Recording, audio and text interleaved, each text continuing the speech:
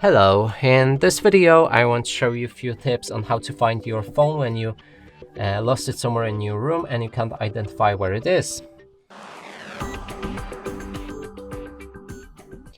And to do this, first thing is to make sure that your Google Assistant is set up for the lock screen and that you have a volume up all the time on your phone.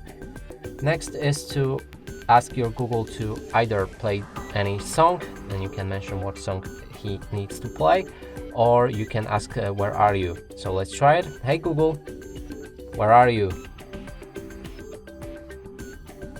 I live here with you. I hope that... And then he will speak loudly and it will be easy to identify where you lost your phone. And that's it for this video. Hope you like it. Please consider subscribing to our channel, leave a like and a comment below.